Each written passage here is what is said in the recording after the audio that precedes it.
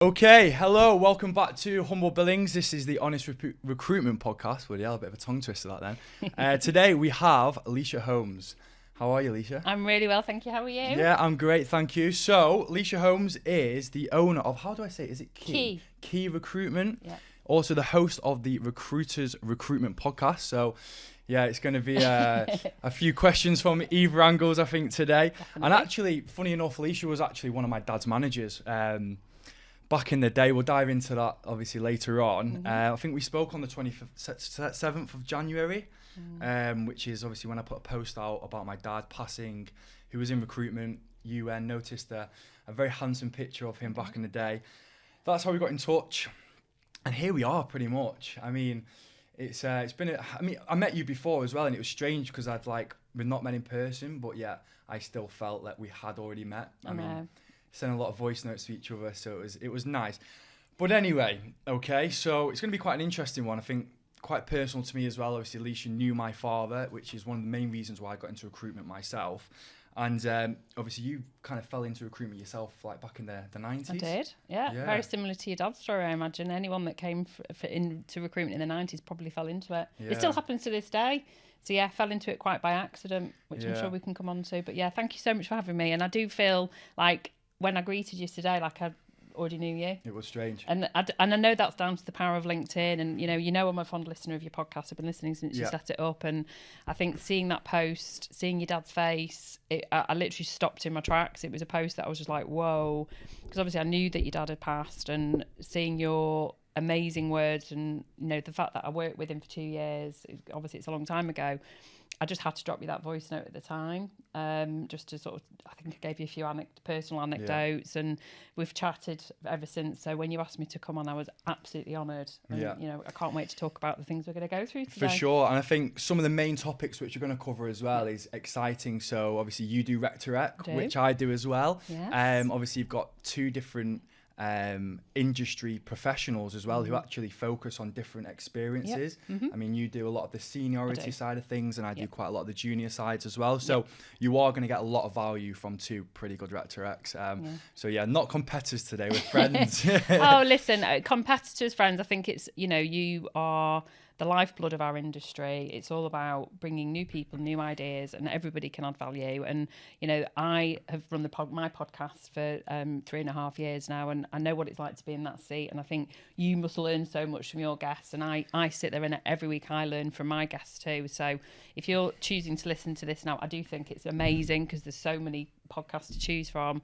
So I just want to say thank you for choosing to click on this, and I don't think you'll be disappointed. I think we're going to cover a hell of a lot in a really short period of time. Yeah, we sure will. I mean, I can imagine we're probably going over on time as well. I mean, yeah, just to reiterate on that though, there is a lot more value I think that we are adding to obviously our engagement on social media platforms. I mean, I was a massive podcast advocate when I started recruitment because I wanted to understand the industry. And it's actually really nice. I'm sure you get it as well. I get a lot of messages randomly from people in America and Hong Kong, and I've tuned into your podcast. And I've only done 3 of them. I know. And it's like, oh my gosh. And to actually see firsthand that you are creating proactive value that people are genuinely engaged to, and they're tuning back in. We're doing all right. We're doing. I think podcasts are. I wish they'd been around when I was a junior recruiter, because I think particularly if you're at the start of, or obviously if anyone's listening not in recruitment, there's other podcasts out there. For sure. And I think you can create a really incredible learning journey for yourself for free. You can listen whenever you want to listen. There's no right or wrong of when it's right to do it. You can do it for 5 minutes. You can do it for 50 minutes.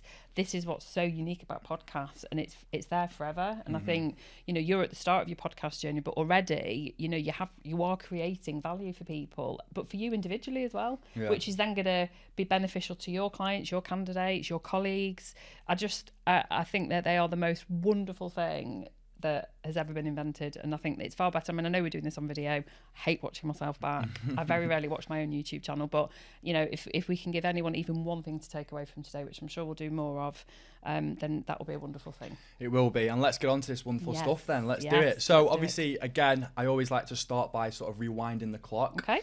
In terms of you mentioned you fell into recruitment. How was that trip? So how did you fall? it was a trip. I was actually working for Britvic Soft Drinks. We're a very well-known FMCG brand. I was working in their telesales team, and I was actually doing amazingly. However, this might resonate with people that are stuck in a sales job. I was very limited by what I could earn. It was capped earnings, and I happened to open an old-fashioned, it was called The Grocer magazine, I think it's still around, and I saw an advert for a recruiter, and I was like, what the hell's that? Like, it just wasn't a thing in the 90s. It was starting to become an industry. Got myself an interview, and before you knew it, I had multiple offers, including from Primetime Recruitment, which links me to your dad, because that's where he worked. And I started in 1998 without a clue as to what I was going to be doing. And you know what? I think I still look for that when I do occasionally interview trainees and graduates coming through the industry. It was that fearlessness. I had no fear. I just picked up the phone on my first day. I didn't have a clue about engineering recruitment, but I started interviewing engineers, and I was just like, what do you do? How does that work? So that level of curiosity is what made me successful in that first job. I actually didn't do any training for about 4 months, just the way that the cycle of training was. And I think I don't regret those first 3-4 months of just winging it, because I did have very quick success because I worked harder than anyone else. I made more phone calls than anyone else, and I was more inquisitive than I think anyone else expected this person to be. Yeah, I think, that resonates with me, because I think that curiosity in your early stages of recruitment make you stand out a lot. I mean, when I speak, there's a new starter today, one of my friends actually, called Aidan. He started yesterday. Oh, great. Yeah, I internally placed him. And he's just genuinely very curious. Like in the build up to his start date, he's like asking me about his immediate manager's billings, how much he's taking home, why he's doing that. And like, he knows fuck all about recruitment, but he's just going about the office, listening. This is it. And you can't prep somebody for that. You can't train somebody to have a natural curiosity in life. And I think all too often it's something that's overlooked during an interview process, and I'm not saying at the end of the interview, what questions did you ask? It's just constantly, well, why do you do that? How do you do that? But having a meaning to it. It's not curiosity for curiosity's sake. So, the world of recruitment was very different when your dad and I started in the 90s. We literally had a Yellow Pages or a Rolodex if you were really posh. Just before job boards? Oh my God, way before job boards. Wow. We're talking like late 90s. I don't even think we really had a mobile phone. You had one fax machine in your office, and one person centralised all the terms. So everything had to be very well communicated between you, and you literally had your drawers of your coded candidates. So I guess coding was kind of a thing before it was a thing. And I actually went through a transition at Primetime. I think it was after your dad had already left, where they actually introduced their database, their CRM system, and it was an absolute bloody nightmare, because people like me, I guess it was a bit dinosaur. We were just like, no, it's all right. It's all up here. We know all our candidates, but it was a very different time. And I think those traits, can still be applied now, where I'm sure we'll come on through the sort of evolution of the recruitment industry. That you mentioned job boards. I remember when they started and everyone was like, oh my God, recruitment's dead. Really? Same as everyone's saying now about AI. Chat GPT and AI. And it's the recruiters that either learn to use them properly or not need to use them properly. In my case, I've never used a job board, but it's about how you adapt, and it's adaptability that keeps you fresh in recruitment. Yeah, if you can't beat them, join them, so they say. That AI stuff does scare me. I can tell when a post is written by ChatGPT. Scroll past. It's so boring. It is. But it's interesting to hear that, like, I suppose them threats in recruitment have actually always been a thing. Always been. Yeah, it's quite interesting, because obviously you've definitely seen the ebbs and flows of recruitment there. Oh, definitely. Recruitment was going to die because of job boards. Yeah. And then when LinkedIn came in, because LinkedIn's been around for probably not like 2001, maybe, I think it started. I don't think it really impacted rec to rec till about 2007. And then it was like, LinkedIn is going to kill recruitment. I remember my dad showing me LinkedIn and going like, oh, you're not on LinkedIn? And he went, oh no, you won't be, it's like all about business. And like, obviously now, like, I've not even got Snapchat, Instagram, I don't have anything like that. Wow. I just have LinkedIn. And it's like, that is my number one social media platform, because you can earn money on it, right? And it is a massive networking tool. And I think that's something we will discuss later on about personal branding, because you are similar to myself in terms of, like, I think we get quite a lot of outputs from our input on that platform. So obviously, like, moving on to, I think like more into the journey of the career you've had. Is it a quarter of a century now? Yes. I know. So just to be clear, how many years is that? It's 25 years, and for something that was quite by accident and that I fell into, I think I'm doing all right. I'm still learning, and I want to make a really big point here actually, because somebody posted about it this week on LinkedIn, is that every day is a school day in recruitment. I still don't know everything, and I think it's going back to what we just said, that curious 24-year-old is still me, and I never stop learning. I never take anything for granted. I never make any assumptions. I am one of the proudest advocates for our industry. I think it's literally the most privileged job you could ever do, because you're taking somebody, apart from maybe a wedding planner maybe, or, you know, a midwife, or, you know, the male equivalent of it. I genuinely think you're taking someone on a journey through their life, because that's how recruitment should be done. It should be peer-led. You know, the people that I placed 20 years ago in Rec to Rec are my clients. Yeah. You know, they've set up businesses, that I'm their most trusted person, and they come to me for everything, you know, whether it's advice on share schemes, commission, training, whatever it might be. And I think, you know, and anyone that gets to know me professionally and personally knows that that is totally genuine. That's not just for rhetoric. And that's, you know, there should be more people like that in recruitment. And that's our job as Rec to Rec, to bring through those passionate life changers. We're not transactional, and there's too much bad press out there right now about recruiters, and I don't like it. There's a lot of cowboy recruiters. I think going back to what you said before is interesting. 25 years in the game, yet you're still learning. And I read, I mean, I'm not a big reader. ADHD doesn't help with that. But I did read something briefly about relentless learning. And it was more about every opportunity actually seeing that as a learning curve. And I think that's something that I've had to sort of like trick my brain into that like...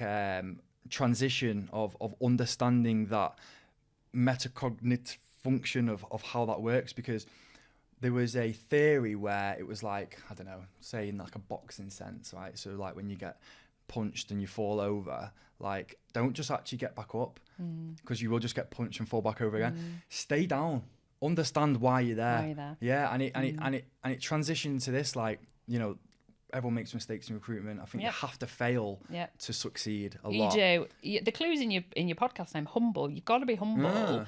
And you really do. I mean, I can't say any more than humility is what makes a real recruiter, because I'll give you a really good anecdote here. So this was in my first, literally in about maybe my first month, possibly first quarter. So bear in mind, I hadn't had any training yet. I was winging it. I'd already had success in my first week.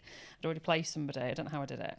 And I'd sent out an engineer. And you know, this is when you picked up the phone. You weren't allowed to send a CV at prime time. You had to get your client to agree to see the candidate based on what information you had from your interview verbally. Okay, you wouldn't. Wow.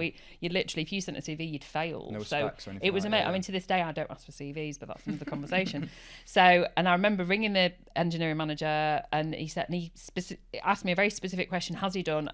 I can't remember. Let's just say CAD CAM. I can't remember what it was called. And I went, yeah, of course he has, absolutely. Sent the engineer for the interview. Went for the interview. Didn't hear from the engineer after the interview, which is a bad sign, because my candidates always ring me straight after the interview. And the engineering manager rang me and went, he has not got CAD CAM. And basically, I lied, I bullshitted. And I just said, I'm really sorry, I didn't really understand the question. Instead of saying, at the time he asked me, what do you actually mean by that? I'd have gone, oh no, sorry, he hasn't got that. But he's got this instead, or consulted him. Why is that important to you? I obviously totally screwed up. And I knew that was the last time I ever lied or didn't answer the question honestly about a candidate's experience. And had I not done that, who knows? I have got a lot of integrity, so I probably never would have been a bullshitter recruiter. But I use that example a lot about being humble. And I apologised. I rang the candidate and apologised.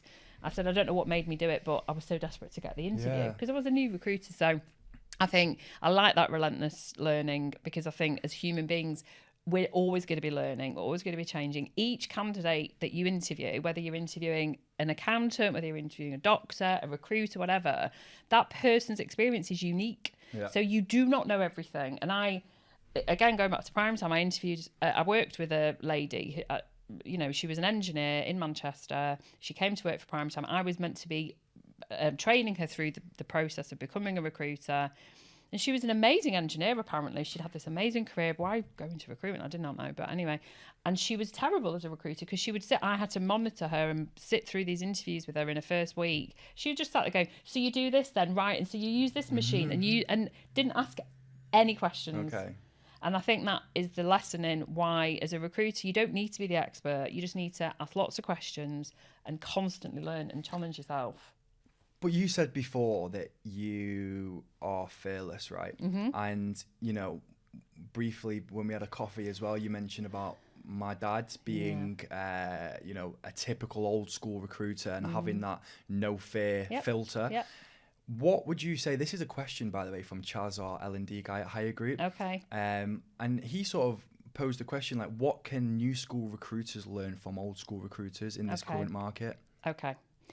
I do think it's mindset. Okay. And I don't necessarily think it's behaviours, because I think that old school it has a tendency to be regarded as not a great thing, that we're kind of set in stone and we're not adapting. Dinosaurs. I think when I refer to old school recruiters, I mean traditional values, I mean relationship led. When I refer to your dad being an old school recruiter, I mean it in a really fond way. Yes. Because he actually really gave a shit about that candidate journey. He actually really cared about his clients. You know, he loved taking them out. But I'm sure we'll come on to that, getting to know them on a personal level. So I think where new school recruiters, and this is being really too generic and too sort of, we're hypothesising about a whole generation potentially, but hear me out. I think it's become too transactional because of the technology. You're not getting to know the people on a human level. And if going back to your AI threat, which terrifies me on every level as a human being, but if we are to manage it properly and use it to our advantage, the only way you'll ensure that you're still a recruiter in 10 years' time is by having those human connections. And so if you're listening to this, which you will be as a newer recruiter, get to know your clients and candidates and treat them as your equal. Ask them questions. Don't see them as a transactional fee. Yeah. Anybody that does that is not going to have a job in a few years' time. Well, that's the thing. I think there's so many recruiters out there, and I mean, obviously, us being Rep2X, there's a lot of competition as well. And what I tend to find works for me when obviously trying to sort of eliminate the competition, especially in the London market where I work, like it tends to be the consultative approach. People actually forget about the latter word in our title. We are recruitment consultants. Yeah. And I think when you can advise on infrastructure and understand the dynamics of, you know, what they need to onboard and embed on these different cohorts, or even just one individual in this niche sector they want, or whatever that may be, it's not a case of you taking a brief and then just filling that role. Like, you should really understand. Personally, most of my clients, I know the kids' names, I know what they've done at the weekend. Yeah. And I think that then becomes retained business because they come back. Absolutely. And they remember me. Of course they will. Yeah. They'll remember you. And I always think it's really funny that I'll remember a conversation that I had with a client about their kid or something, but I can't remember what my friends told me. Yeah. Because that's you're invested in that. Agreed. And I think that's the difference. And I love that you're focusing on the word consultant, because I think that has, unfortunately, certainly over the way that the market has been over the last decade, we've gone into this frenzy. COVID did definitely transform our sector, and in a lot of ways in a good way, because it's allowed us to use technology. I think it's hopefully for a lot of people created a hybrid culture, which I don't think we'll have time to talk about that today, but that's a whole different can of worms. But I think what it has done over the last 18 months is it's probably terrified a lot of recruiters, because it isn't a transactional job. No, agreed. It's about long-term relationships. And if you think you're here for the quick wins because of the 100k OTE in your first year or first 2 years, first of all, it's absolute bullshit. I can count on one hand in 22 years of Rec2Rec how many have done it. That's how many I can count. Yeah. It's nonsense. It's much better to go into this thinking this is a career. And that's how you then transform your relationships with your candidates and clients, because you're seen as a good, you know, doctor or lawyer or accountant would be. We are professionals. And that's, and I know we'll come on to this because we talked about this when we were having our very delicious coffee, about your dad, that he used to jokingly say, no oat milk, is that he used to jokingly say, we're just glorified telesales. And that's one thing that I really used to disagree vehemently about with your dad, that we're not. We are consultants, and we are trusted with people's livelihoods and with their business growth. And I think when you transform your mindset, which comes into the growth mindset, the relentless learning mindset, even listening to a podcast, you must be inquisitive about learning. And to me, it's the quickest and easiest way to learn. You will transform everything about your career, but also your earnings. That's where you'll lock in your future earning potential. Yeah. that goes into mindset though, right? Because that's what you said. That's what we can learn from the old school recruiters is your mindset. Yeah. And I think something very interesting as well, which everyone at home, I believe will find a lot of value from yourself, is your sobriety course. And you know, you being sober now since 2016, is it? Well, yeah. So 2016, I should have just called my sober date, but it's 2017 because I did 10 months of moderation, but I think I probably had 6 drinks in that time. Okay, so what I meant by that was like, you know, going back to my dad, right? And, you know, for people at home, he had quite a severe drinking problem, which obviously led him to unfortunately passing in 2017. And it's quite interesting because we were discussing this as well, that typical recruitment is sort of glorified or even categorized as a boozy culture. And my dad was definitely a prime example of that.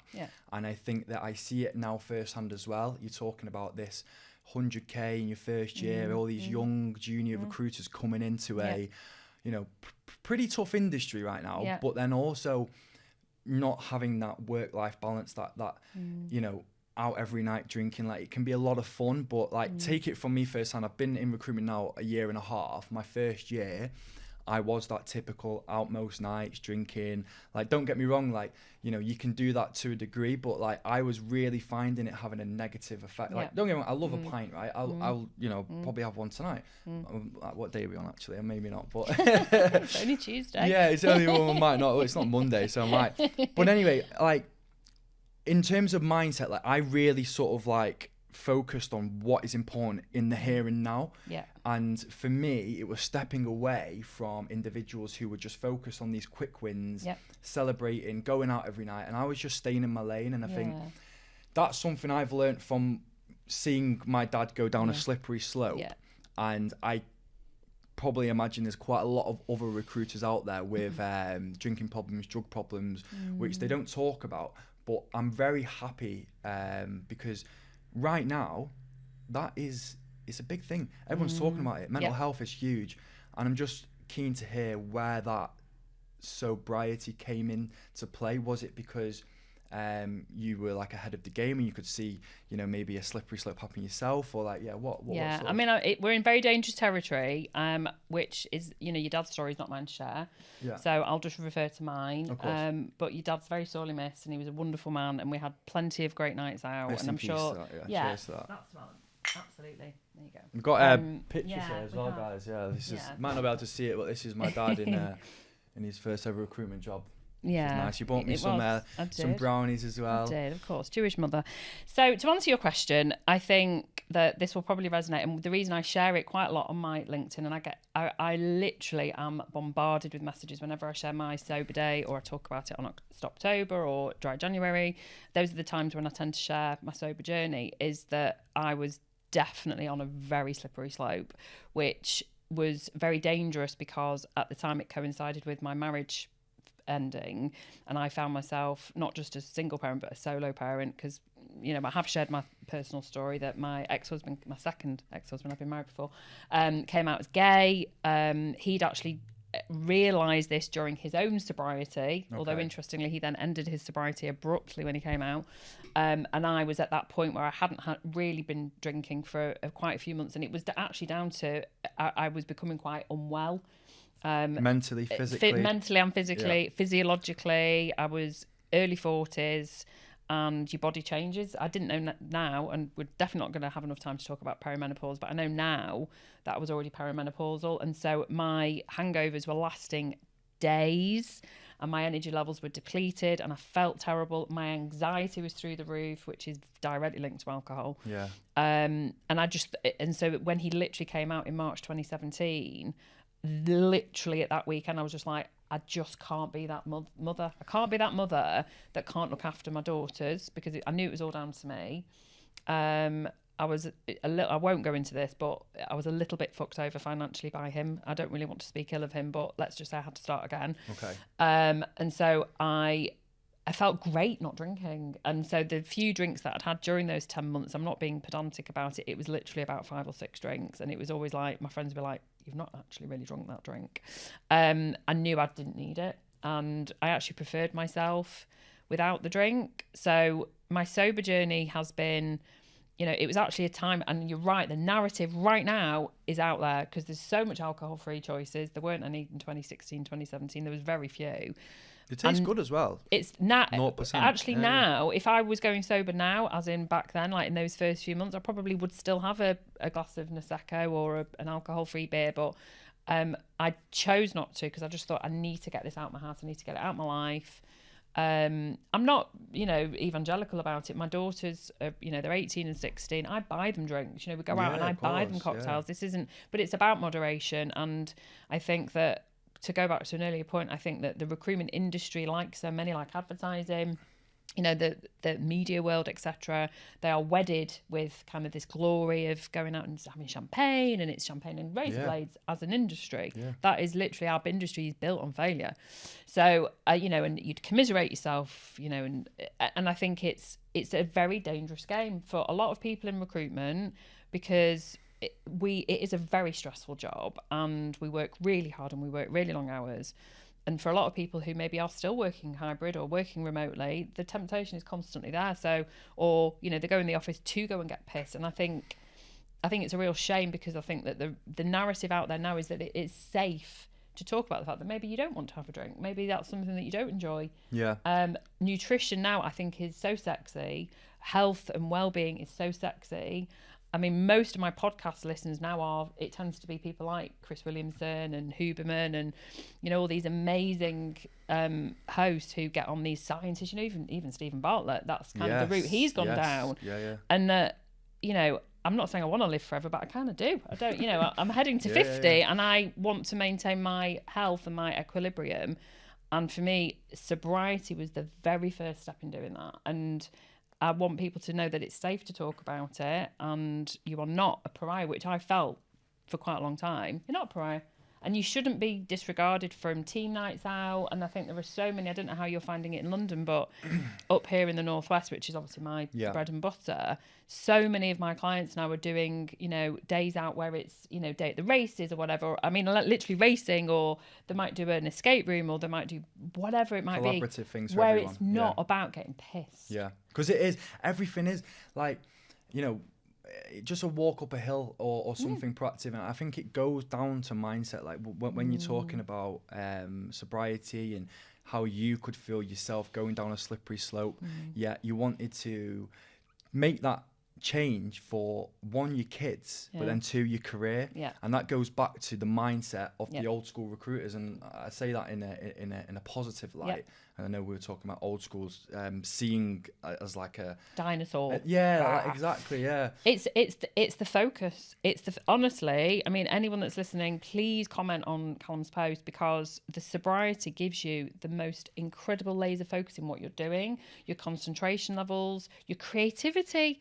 Honestly, it was like I unleashed this part of my brain, because I have, like most people, you start drinking in your teenage years. And I literally, I don't know, maybe I shouldn't admit this on camera, but I used to go and get little shots of vodka when I was studying my GCSEs just to take the edge off it. So, you know, and I just did. That's not just what you did, you know. And then let's not talk about Blue Bowls and Malibu. But, you know, from 15, 16, I always drank. Would you say socially acceptable alcoholism? I don't know. I don't judge, that's the point, and I don't think anyone should judge, but I think that it's become much more commonplace for people to say, actually, I want to be the best I can be. And I think in our industry, we are one of the most high-performing industries out there when it comes to meritocracy. We talked about this in the coffee shop. There's very few jobs out there that are the level of meritocracy that recruitment has in terms of earning potential and career aspiration. Agreed. You can do so much in what we do, which is why I'm so passionate. I'm like that.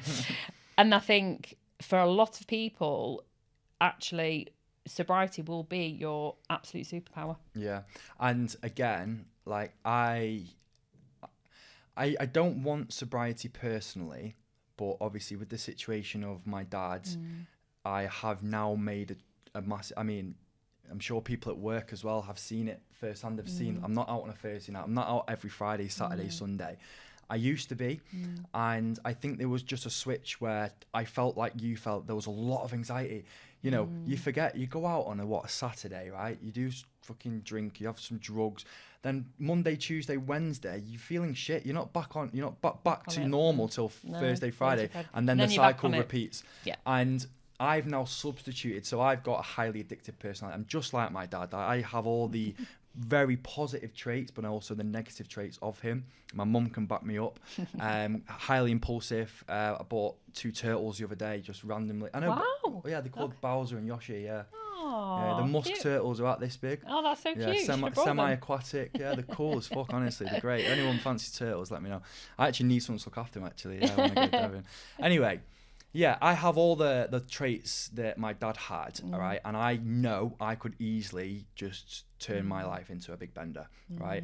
I think, it's very easy in this industry to get, really washed up in the successes. Like, we're all about the wins. I get that. And I get that you want to celebrate the wins. But when it is, and just this message out there, if you feel like alcohol or drugs is ever affecting you, please reach out. There's so much support out there now, internally, externally. If you need anyone to chat to, you've got me and the lovely Lysha here, who will happily give you some advice, or even just being a listening ear, because my dad was a phenomenal recruiter. Obviously you can back that up, and it's a real shame he's not here, and I just do think that was down to a lack of support. With now the support being there and easily accessible, just reach out. I just want to echo that. I'm literally covered in goosebumps, by the way, when you're saying that about your dad. He was a lovely man. He was. I don't think anyone wouldn't say anything fond about him. And, he was great fun. And he was from an era, which I am too, where you didn't talk about mental health. It was stigmatised to the point where if you said, I have got mental health, issues or a problem, you were literally treated like you were the devil. And now, thanks to people like Rhonda D'Ambrosio with the mental health and recruitment, I'm really proud champion. I was one of the original champions. And for anyone that's taken the pledge, I applaud you, because you're putting the well-being of your employees first. And if you're in a business that's done that, it means that they're really taking it seriously. These things are, we're not just one thing in a silo. We're complex creatures. And so if you know that drinking alcohol, taking drugs, overeating, not exercising, whatever your trigger point is not making you feel great, there is so much help out there now, and we talk about it. I'm not I'm a mental health first aider, but there are so many people you can go and speak to. I need to look at, if that's all right. Yeah, mental health, not physical first aider. I'm actually really rubbish as a mum, because if there's any blood, I'm like, go somewhere else, don't come to me. That. Yeah, no. But I think it's really important that you've talked about it, because I think you're clearly moderating, and I love that. And I hope as a parent that my daughters have taken an example from me, because they know about my sobriety journey. They know that their dad did do hard drugs. He was so you said you're a mental health first aid mental health. I didn't know that was a thing. That's mental why health I first aid, course. MHFA. It's a Mental Health First Aid England. Wow. And it's an amazing course to do, and I really think that everybody should do it. I think they should do it in schools. I think it should be mandatory in schools. Yeah. Because it's actually, as a recruiter, what it teaches you is active listening. So I did it through Kate Hayward. I'm going to mention Kate Hayward, if you don't mind.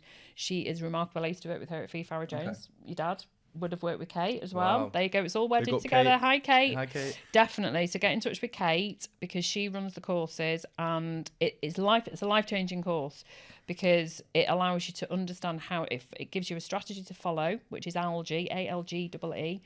And it's all about how you listen to somebody you might not realise they're turning to you. And so as recruiters, it might be a client, it might be a candidate, it might be your friend, it might be your mum, it might be your child, who knows? And it's the best life skill you can have. But it does create amazing listening skills. Yeah, it does. So you're picking up on things. And I only did that in 2022 with Shannon. Shannon and I did it. And honestly, I was like, it's quite a big time commitment. I think it's about 10 hours, something like that. But you do it over a period of time. Of course, yeah.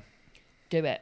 Yeah, I will. You have to send me the link. You should do it. I know I will. You should do it. I will, 100%, because you're so empathetic. We're coming for you. Yeah, we're going to do empathetic, it. You care, and because you're speaking to recruiters, and then you can give them experiences. So there you go. Yeah, no, for sure.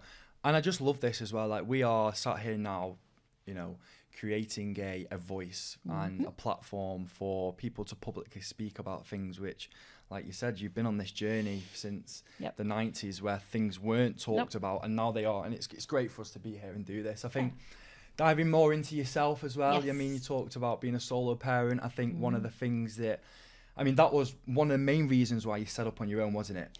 I set up on my own because at the time, and Fee Farrow Jones were an amazing company. I work with Laura now. Laura used to work at Fee Farrow Jones as well. Amazing company. But at the time, 2004, when I had my first child, flexible working was non-thing. So when I asked to come back and do maybe 4 days rather than 5, it was like, well, you can't as a manager. So basically they want Alex G. Got a shout out to Alex because he worked with your dad as well. Shout out Alex. Wanted Alex to then manage me, and it was like, that's a bit weird. So I was a bit like, I'm just going to do it myself. I'd been off for a few months, and I was like, what did you need? What do you need? A phone? I already had clients saying, when are you coming back? When are you coming back? And so I set up Key Recruitment because Izzy was born, and it was very much a lifestyle thing at the time. But it was also, I felt, believe it or not, back then, there were probably 3 Rec to Recs. Can you imagine how many? Can you imagine now? There were literally 3 of us. There was me, I think it was Spencer Hunt, and there was Futura. And that was it. Yeah. There was no one else. And so I set up, and I still felt there was a gap in the market I've always done the senior market. That's kind of always been my bread and butter, to reverse the search. So I get a candidate and I go and find them the job rather than try and fill the job. So I don't headhunt. I don't send in mails. Okay. Love that. It's all inbound. So you bring the job to market, you mean? I bring the candidate to market. Okay. So if you came to me and said, I'm really not happy, I will get you exclusively. Love that. And I will then go and find you within my portfolio. And if it's not within my portfolio, I'll say, right, who do you want to work for? And I do it all very covertly, very confidentially. So yeah, I set the business up. And so I would say year on year, probably about 25% of my placements are working parents.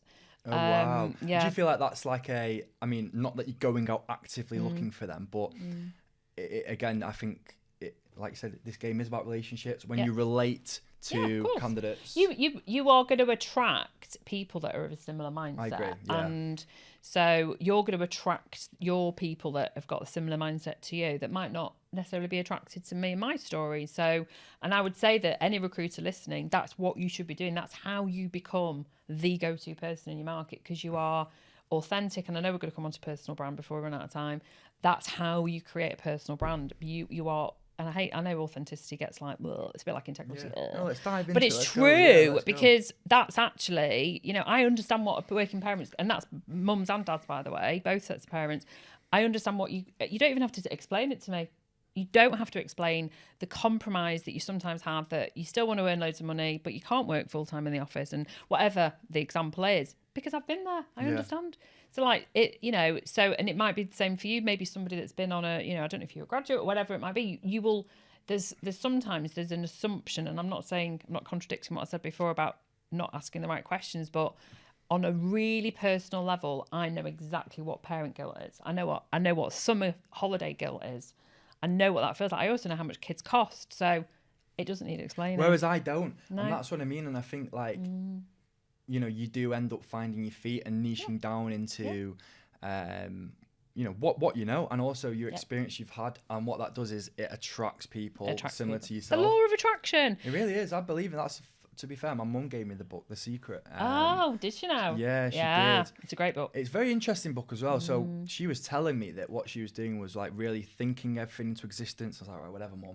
And like she went, no, honestly, like she was working in Trafford Centre at the time, which is obviously in Manchester. And she used to say, no, watch. Like she used to park in this one spot, and she used to just like, tell herself like that spot's going to be free.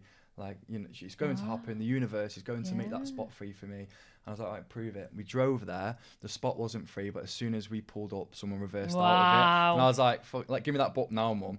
What are your thoughts on manifestation? No, so my girlfriend's massively into spirituality at the moment. Although she always has been. But I've now started to unlock this, I don't know, whatever you call it, this like feeling. Affirmations, manifestation, I'm massively into it. I think someone who's got quite severe ADHD, there's not a time that I ever feel settled apart from when I'm meditating. But when I say meditate, I'm not sat there like Zen.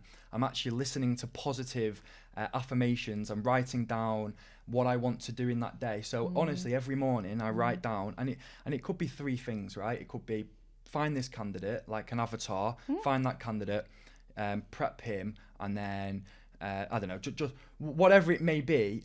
Honestly, every single day it gets ticked off because I'm thinking it into existence, and I do believe that your thoughts reflect to the universe, and that's you are your thoughts. You are your thoughts. That if you think about it logically, because I mean, there'll be loads of people eye rolling. There will be. Oh yeah, I agree. And as soon as you say spirituality, it's yeah. it's like fuck off. I don't care what you think. But you are your thoughts, and you can think yourself well, unwell, positive, negative. And I'm not talking about mental health compromises here. I'm just saying generally, you can control what happens to you. You can only control your controllables, and so you can create this life for yourself where.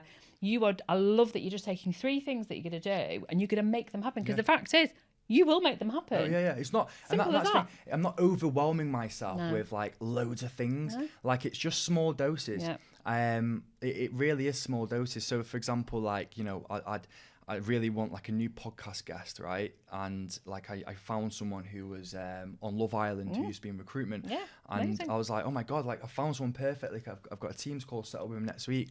And it's like, wow, like... But you made that happen, right? Yeah, I did, because I thought it into existence, but then, like, I was also quite... I was quite... persistent, disciplined with it. Yeah, there was not a single doubt in my mind that someone was going to fall into my inbox or I was going to come across someone in the next week or 2 weeks that was going to be a right fit. You made it happen because you had the behaviours, and there's a lesson there in terms of recruitment success that you will make things happen, but you can't force it to happen. You're not going to force somebody to take a job if they don't actually want the job.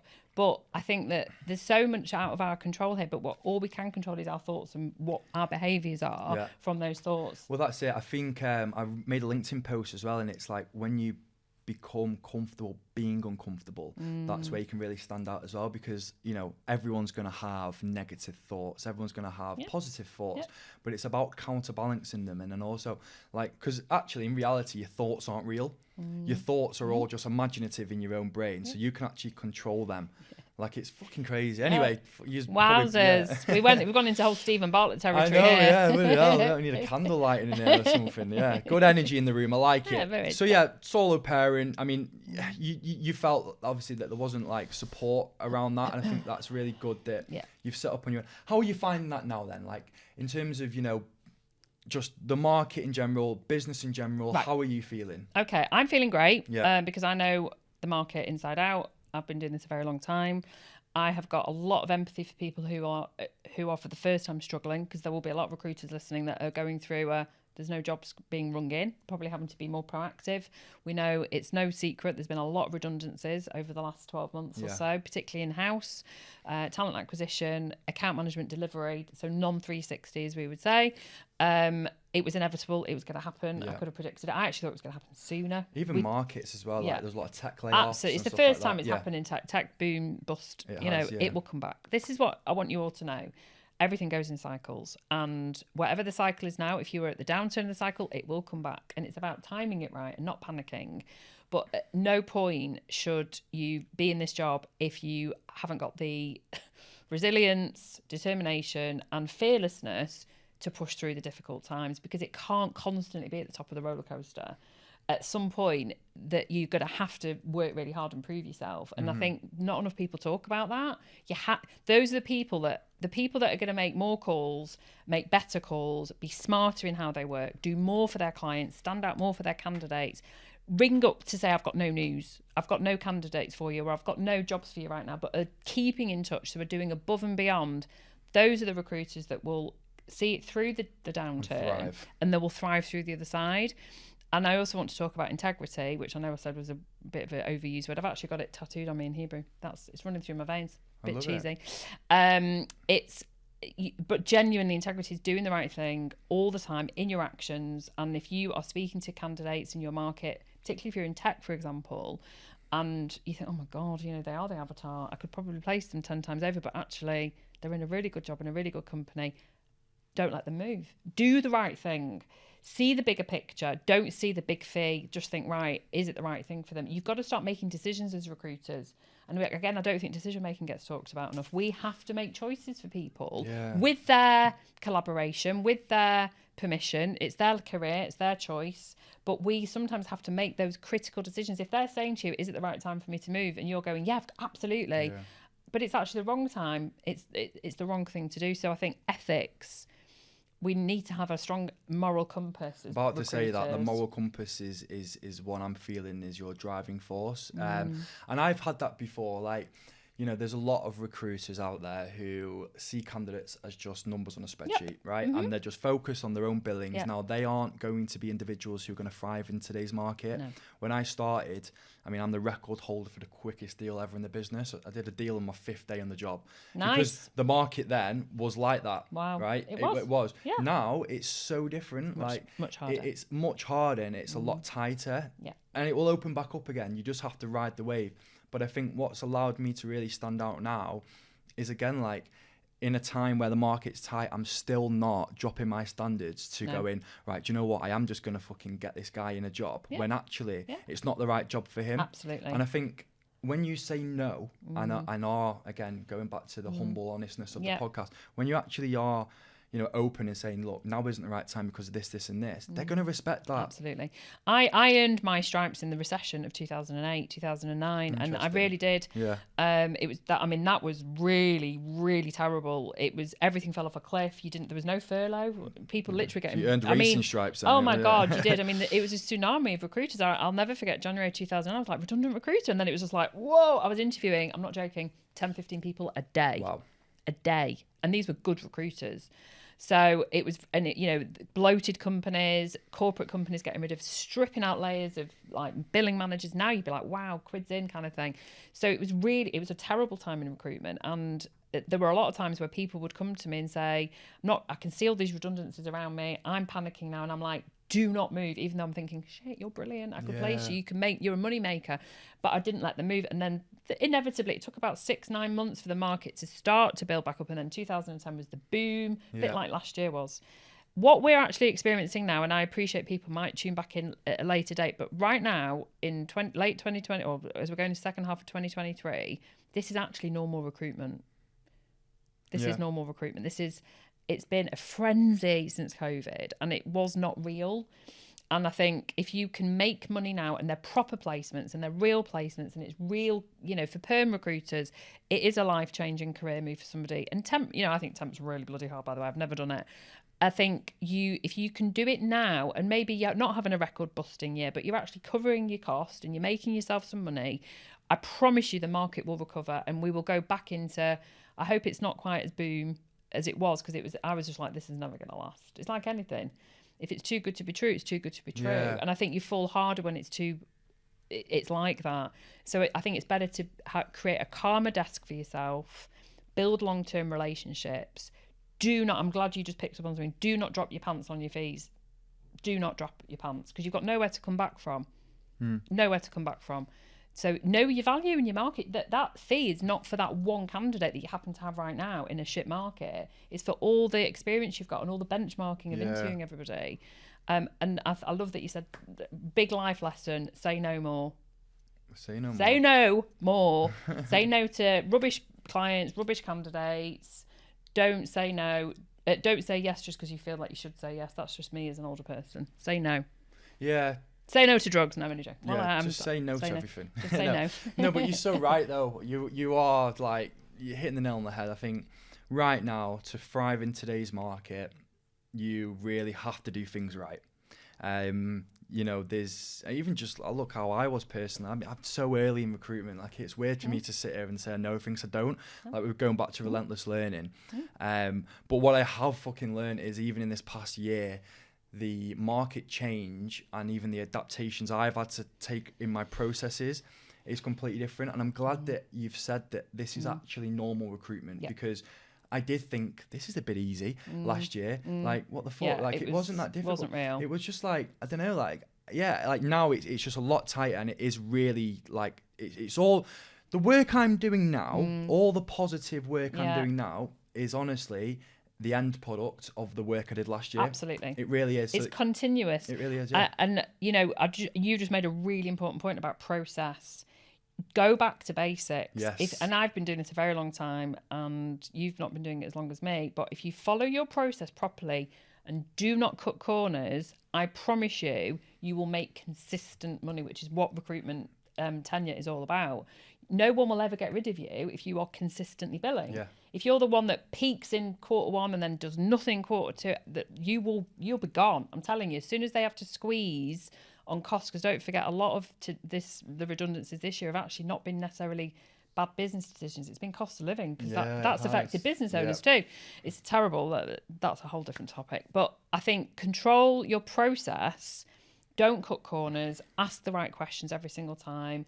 Are you doing everything properly? Are you getting signed terms up front so you don't have that horrible retrospective negotiation at the end? Awful. Are you covering, your candidate qualification properly? Are you covering counter offer? Are you doing all these things properly? Are you feeding back to everybody 360? Everybody, your client as well, giving feedback to them. If you're doing that each and every time, you're not going to place every single candidate. You're not, or fill every single job. But I promise you'll be consistent in your billings. Yeah, and you'll enjoy it more.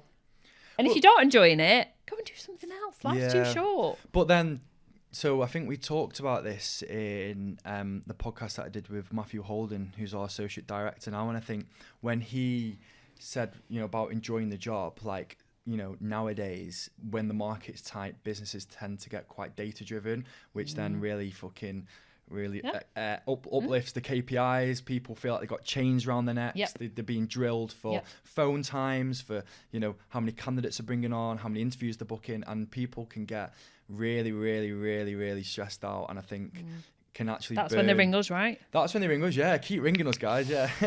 Joking aside. Yeah, but what I mean is, like, enjoying the job is the main thing, because you talked about it before. It's such a high performance job, right? Your mindset has to be there. Again, it goes into what you were saying before about controlling the process, but also controlling your mindset and your own emotions.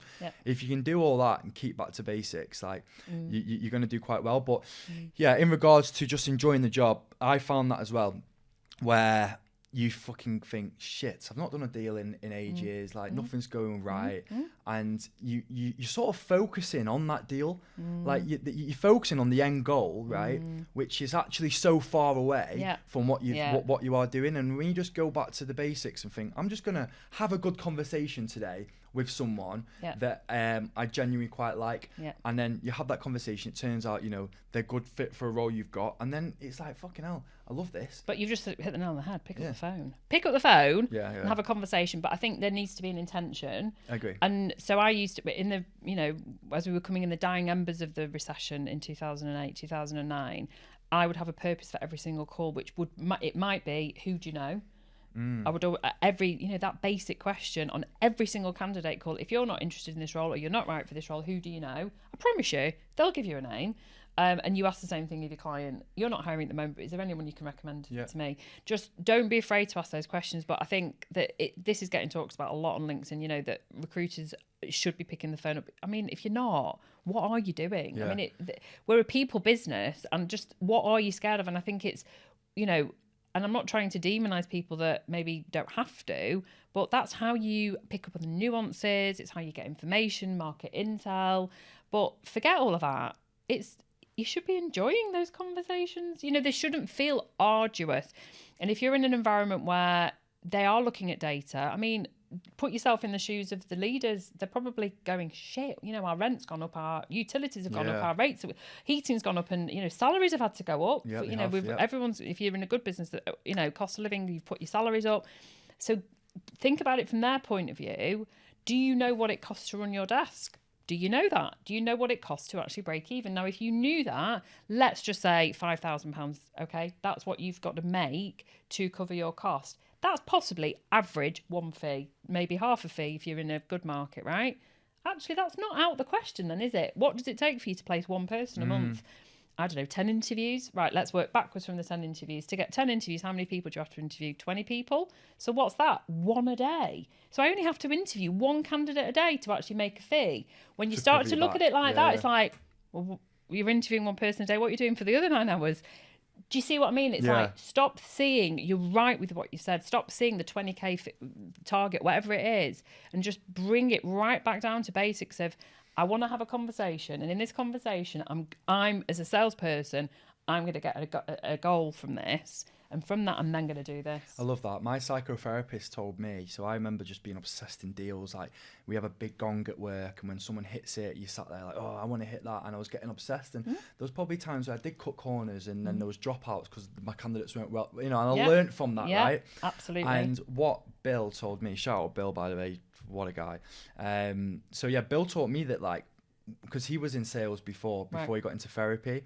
And he said to me, he was like, Carl, if you just go out there, right, service your clients well, make relationships, right? Yeah. Don't even think about the money. Like, I promise you'll make more deals. Yeah. And it's actually happened. Like, genuinely, I'm not even thinking about a fee. Like, I can speak to a candidate and they could have, an interview through me and an interview direct. And I'm honestly happy for them if they take that direct. Because, do you know why as well? Like you mentioned before, they will know someone who's going to tell them about how good my service was. And how ethical you were. Exactly. And you didn't push them. And I think... And how funny I was. And hilarious, good looking. We like him without the beard. We like him without the beard. I know, I shaved I bet your mum does. To be fair, I've not liked it since 16. She was shocked. But you do look you look lovely. I think it's a really good, important point to make. And I think, again, if I think old school versus new school, old school was all like, if your key motivator wasn't money, you literally wouldn't get through the interview to become a recruiter. And I remember rejecting people, not my choice, because they didn't say money was their motivator. Money is your secondary reason for doing this job, because if you do a brilliant job, you'll earn shitloads of money. Well, you should be doing anyway. But if you are driven by results and getting the right results, actually, ergo, you'll earn loads of money. So I think I don't want to start getting up in the nuances of, neuroscience and everything, but I think all too often we're so fixated on money that we forget to think about the process and the person involved in the process and taking that fun factor out. But I love that you're a living example of that. Yeah. And it's a brilliant way to, make that point to everybody. Yeah, I think as well, if I was just to finalise with like any tips, like it would be go back to basics, do your job correctly. And I think them individuals who are obsessed with the deals and are sort of cutting corners and stuff, I think that the billings will show. And I also think that in a market like today's market, the performance will show. And they'll probably be the ones that are out in the pub every week as well, and the mindset isn't there, and they could end up. Definitely. I see the bigger picture in life. Maybe it's because I'm heading to 50, which is very daunting. No way. Oh yeah, you look good for 50. Thank you. Well, I'm a year older than your dad. We're both Geminis. I truly believe life's too short to do something that you don't enjoy and that you're shit at. So if you're either of those two things, please go and do something else, because there's a whole world out there.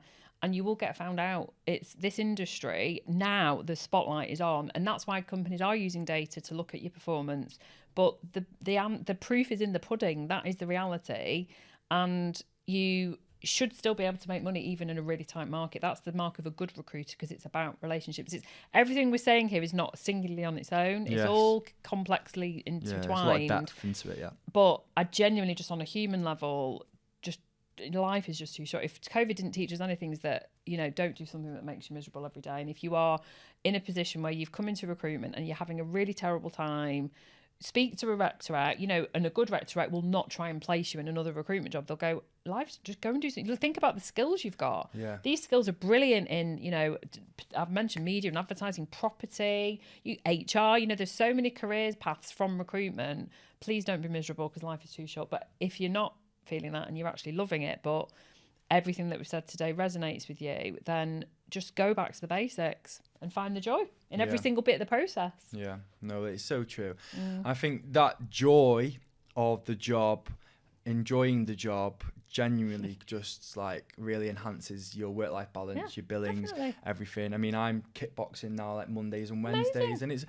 and it's like I had obviously a boxing background, but kickboxing is completely different. I did that because I actually wanted something disciplined that I could do to substitute all these takeaways and all these drinks and the booze and like all these typical... It's the dopamine that you need. Very true. Very, very that's true. That's what you need, especially if you've got ADHD. Yeah. That's what you're hitting for, but you're doing something in a positive way and energizing your body. Yeah, well, that's it. And I think as well, like, just to touch up on something, like, I think we missed out on what I believe and I can see it through your energy and the way that you're delivering the conversation, and you're articulating your words with passion and enthusiasm. We actually are very obsessed, right? And obsession is looked in a bad light, but it's not. No. Because I think I mentioned this before, Tim Grover, I think that's his name, was Kobe Bryant's personal trainer. And Kobe Bryant was a basketball player, like, you know, he was a GOAT, he was the best player ever. And he did everything correctly. He trained so hard, he was always there an hour before. He used to bounce the ball and notice spots where the ball wouldn't bounce as high and know not to go there or tackle someone that's there. There was a time when he was doing free throws before the game, said to the ref, "Can you measure that basket?" They said, "No, we've measured it." He went, "No, measure the basket. It was half of an inch too low." Wow. And that's obsession, because he's detailed orientated. He's focused on what he knows, like what to do. He's focused. He's obsessed. He's determined. And I think that resonates in recruitment, because when you do everything right, the basics are there, you're going to thrive. You are. I do. I think, I mean, look, you're right. I mean, 25 years, my God. And I still get as excited as I did 25 years ago about getting a send out. We used to call it send outs. I still get really excited when I get an interview, like when I get an offer. I have to calm myself down. I have to go, like, I literally have to go back to basics here and not get too excited. But I think obsession is a bit like old school. It's got the connotations of being a negative thing. I'm not saying I'm obsessive, but for me, recruitment is literally my life. Yeah, it's a lifestyle. And I don't, I never switch off, even at weekends. I don't work, but I never switch off. And that's because, it sounds really cheesy, I love human beings and I love the journey that we go on, and a big part of our life is work. And so therefore, if I've got the privilege to take someone on that journey, I absolutely love doing that. And that's what each of us does. And I think that's why, I think it does ooze out of me in every single call. And if I don't see that or feel that from somebody, I do ask the question, what are you doing? Yeah, I love that. But yeah, that's pretty much. Anything else you want to cover while we've...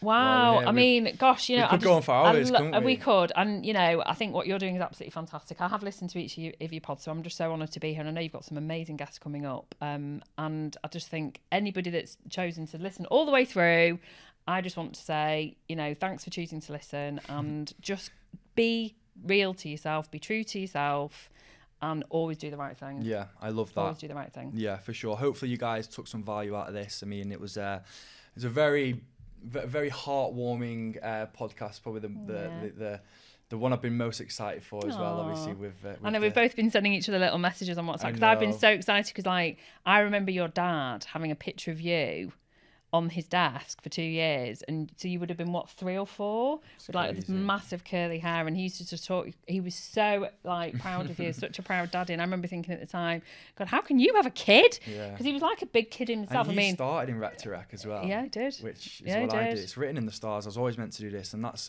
where my passion comes from. I know. And he'd be dead proud of you. Oh yeah, 100%. Rest in peace again to Dad. Yeah, that's to Alan. To Alan Martin.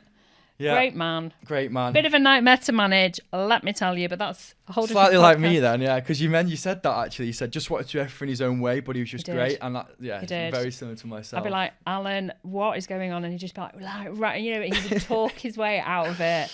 He was hilarious to manage. But sounds a bit like myself. Yeah. I'm sure there'll be plenty of people listening just out of curiosity for that, but yeah, he was a good man. Perfect. Right, guys, wrapping it up. Thank you for tuning in, and I'll see you all next time. Bye-bye.